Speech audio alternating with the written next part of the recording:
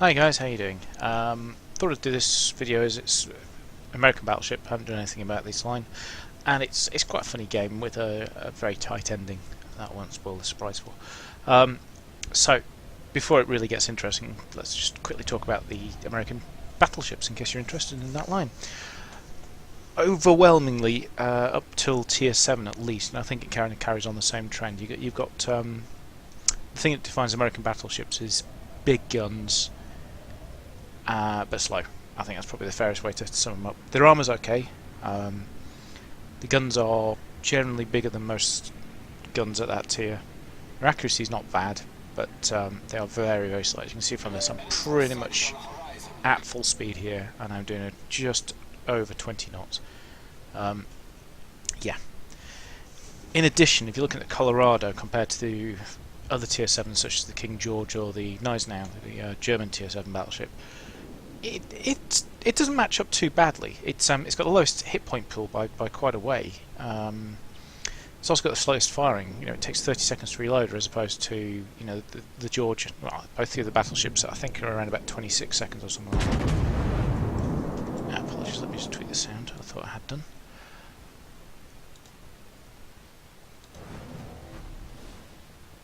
Maybe that's the problem.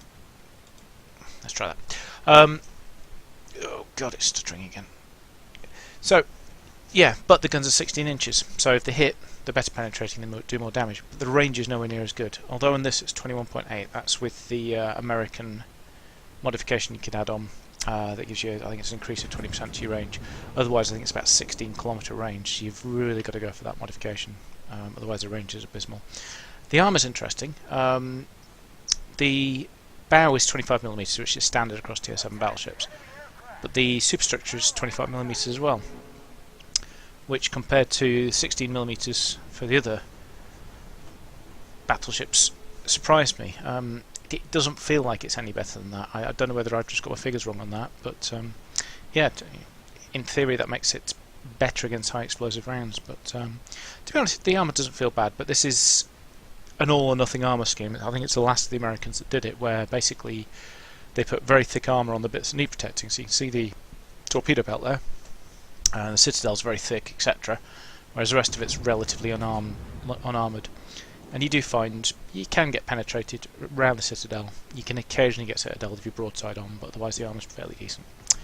So, this first bit of the game is an example in how, well, two things: how not to shoot and RNG. Combining to make it pretty dreadful. As you can see from the shells, they, this is what, 18.5 kilometres, and they're falling damn near vertical. They really do run out of juice. The 16-inch guns, most battleships are 15-inch guns at tier 7, and that's where they suffer. They don't have the oomph, so they're firing quite high arc, and they take quite a long time to get there. And although the accuracy on paper is better than the Gneisenau and the George, I've found the sigma value is not as good, and that's the sort of elevation variation. So you see from that you've got quite a width of traverse there against that New Mexico. And even though I'd sort of targeted him pretty well, I think that was my shots. Yeah, it's rare for you to get, especially this sort of range, to get more than a couple of hits, because they spread so damn much distance-wise. You see, like that, just one hit. Which, yeah, 1200 over penetration, that's sort of the 10th of the maximum damage, and that's what you can do every time when you get an overpen. So yeah, like I said, there's some good piloting from the enemy ships, not going straight lines and making it easy, the changing speeds, etc. But there is also some dreadful shooting from me. I'm really not leading them great at this point, and even when I'm getting it on target, the spread is not my best friend. So apologies, this bit is not particularly interesting. If you get, well, I assume you're bored already, have a look at the carrier at B3,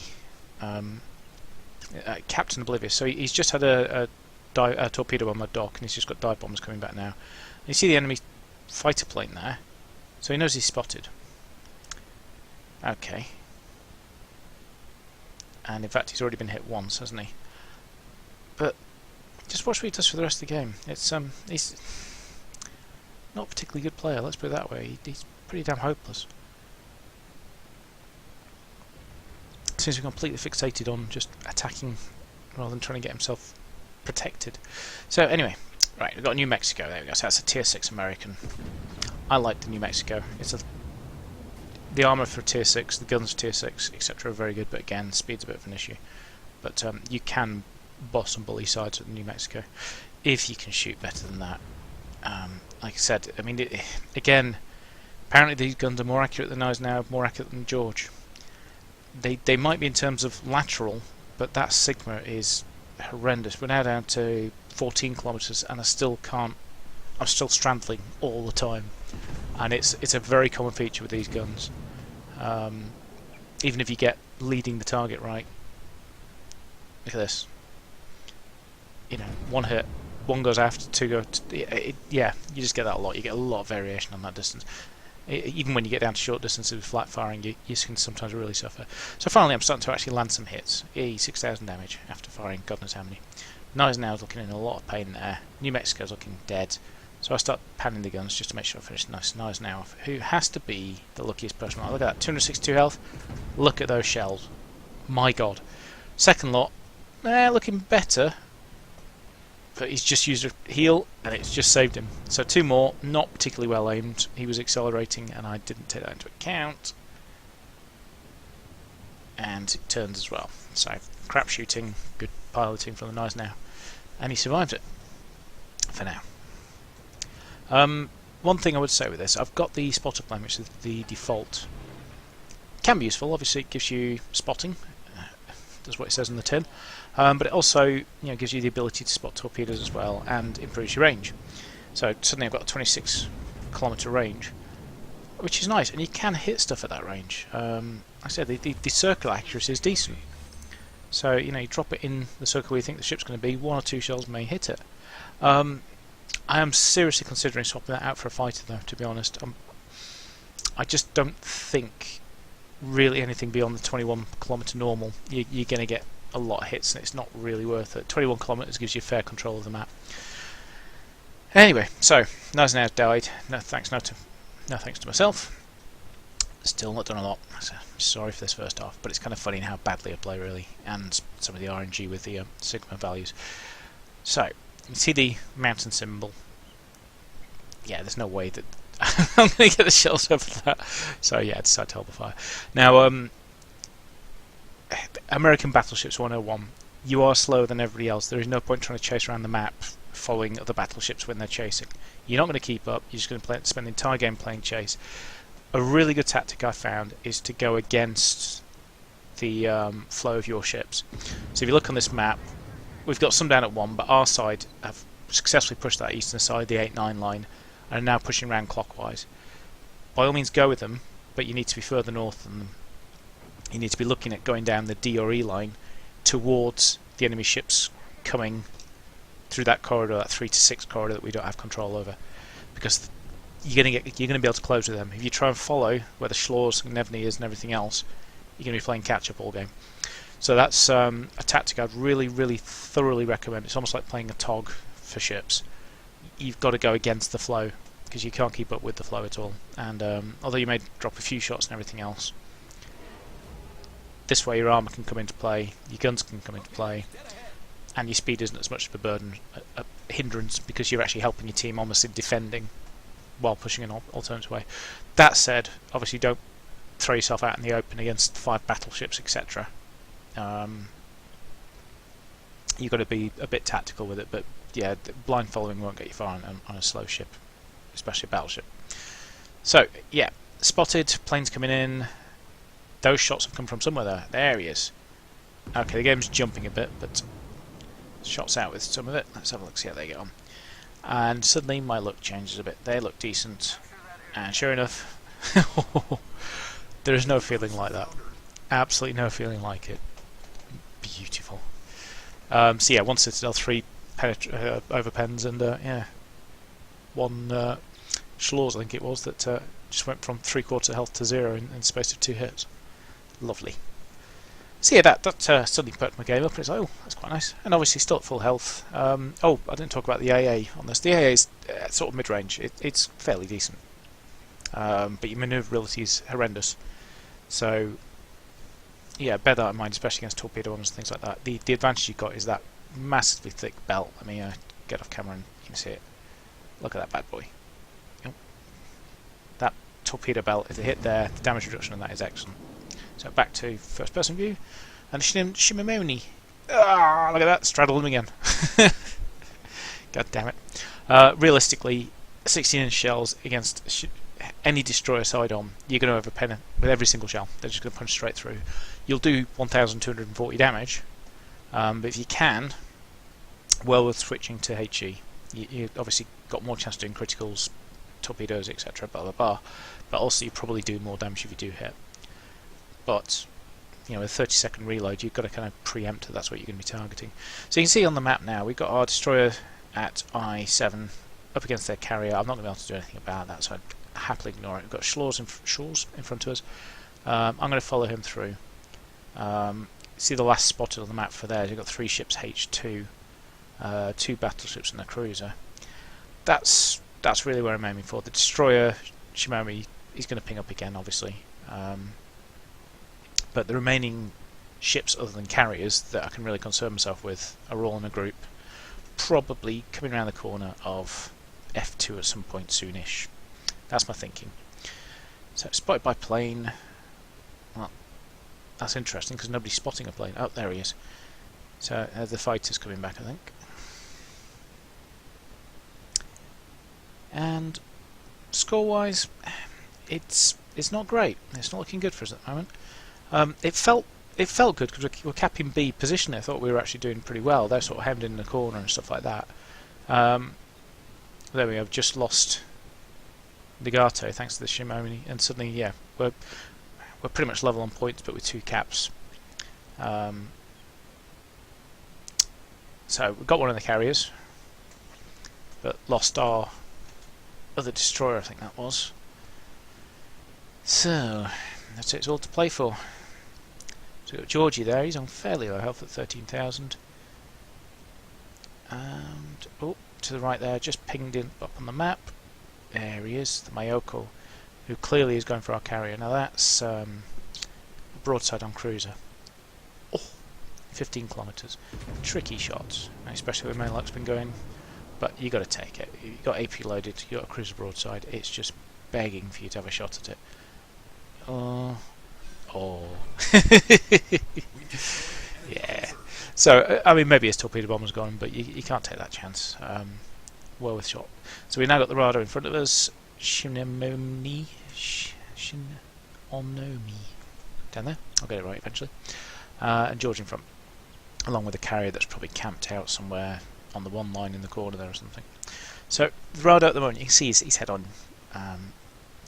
You will still pen him. You will still do a bit of damage. So I won't say don't shoot, but you see how he's turning. Well worth. See how I held for a few seconds, waiting for that turn to carry on a bit, just to try and get that side on. And sure enough, the signal lets me down once again. I thought I'd got him with that. I really thought not necessarily. Very unlikely Citadel. I'd be amazed if that Citadel, but I did think I'd got a couple of fairly juicy hits on him.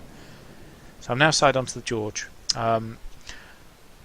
Not as bad a thing as it seems. The George with an AP is still a battleship with 15-inch guns that can still punch through, but look what he does. Not a lot. The fuse is so short on that yeah. I wouldn't say don't worry about it. I mean, I've wiped out an Eisenhower and stuff like that, broadside with the George, but generally speaking, they're not going to sit. Well, they're not going to sit at you full stop. They may pen your armour and do full AP damage, but yeah. Meanwhile, if you can aim for that superstructure, sort of around the gun turret bit, your AP even head on, just don't aim for the bow. The bow's 25mm, you'll just bounce off the bow. Go for the gun turret like I did with it, and you'll punch either through the gun turret or more likely through the superstructure behind. So you see how he's turning again, so that's good, I'm happy with that. And there we go, 13,000 damage, very good. And he's not got shots on me. Now if you can do that, well, you know, you're reloading, good. Problem is obviously these dive bombers coming in, and I've got Colorado there, and I've got this destroyer, the unpronounceable destroyer somewhere.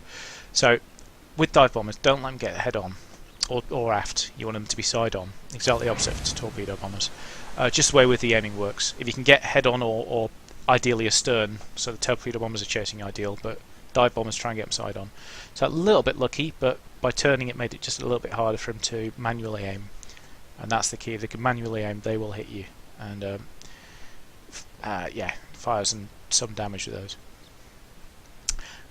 This is getting interesting. Scores wise, we're good. If I can stay alive, we got 2 caps up. I reckon we got a minute and we win. Carrier's doing his best. He's obviously staying maximum distance. He's still got some planes. My job, I think, stay alive. Colorado's obviously interested in me. And that destroyer's probably... Ah, there he goes, just starting to cap B. I was expecting him to be coming towards me, trying to sneakily come towards me, but I still thought he was going to be miles away. So he's just come into B. Right, so I know where he is at least. Okay. I think I cock up a bit here. What I was planning on doing is getting my front end just enough around the island and then sort of halting and coming back a bit. So that as he came round, maybe I could get my rear guns on his side on, but I could then use my forward speed to keep the island between us. Just playing almost a game of cat and mouse, effectively. Those torpedo bombers confused me. They caused me mental problems. Suddenly I wanted to try and use the island to try and shield my port side from the torpedo bombers. Now that's obviously where the Shinnymoo is. I'll never get it right. And suddenly I'm broadside onto a flaming Colorado with 16-inch guns at point blank range. Now look at this for the Sigma. That's nice. 13,900. No, but only 4 hits out of the 8. And that's what I'm on about. That, you know, point blank range, 4 hits out, and he didn't do much better because, well, yeah, I don't think he citadeled me or anything. So that's pretty shocking, to be honest. So now it's a race against time. Now I think he's got the adrenaline skill, which is the one that increases your reload speed as your health drops. Because bear in mind we fired pretty much simultaneously. I'm not using my... There we go, look at that. That was his next volley, and that went straight through me at an angle. So that's either very lucky or really good shooting. So yeah, look at that. Aiming above the waterline. Only 2 hit him at all. The other 2 dropped way short. So the signal on this is dreadful, and I finally realised that around about here, and I started aiming a little bit higher to give myself a little bit more flexibility. Finally decided that it's worth using a repair kit, because otherwise I think he's going to burn me to death. There's the next broadside. I've angled as best I can, and he's still clobbering me for 11,000. This guy could be incredibly lucky, but I just think he was really knowing where to aim, just above that bulge, which I've obviously done the same there. You see how his middle is really damaged? So you want to either aim fore or aft. See how that... There we are. See how the one in the middle only did 1,200, kind of taking him out. So, very close, very lucky. The points ended up very tight. But this is how the game finished. So, yeah, 95,000 damage, which is not amazing, but it's not bad for, you know, especially with some of the shooting I did on it. And yeah, nothing. Well, 4 kills, which kind of felt, well, the 2 cruisers almost were sort of lucky-ish in the, you know, they turned broadside on and I managed to get a citadel on them. But yeah, it was nice. It's always a good feeling. And yeah, 1,700 experience, which generally indicates a good game. It didn't feel good, it didn't feel bad, but yeah. But look at that Colorado, 29 aircraft shot down. I mean, I don't think I had as many planes around me, but yeah, I don't know if he's got some sort of AA spec or something, but that's quite impressive. And yeah, this is 53,000 damage to him. I think he did about the same to me, to be honest. 55,000, yeah. That was a real knife fight. That could have gone either way. Bear in mind, he was on 2/3 health when we went into it. He really scared me on that. I thought he had me. And that Shinamoo, I can never pronounce the damn guy. Shinnymoo, 4 kills. Yeah, he played it very, very well. Almost won the game for him as well. So yeah, I hope that gives you a quick overview of the American battleships. Fairly typical gameplay in that you can't really use the speed as an advantage. You've got to kind of be a bit more tactical. But if you can do that, the guns are good if they hit. The armour's fairly decent. Yeah, they're very good fun line to play down. Totally recommend them. Well, I hope this is some use. See you again soon, guys. Bye.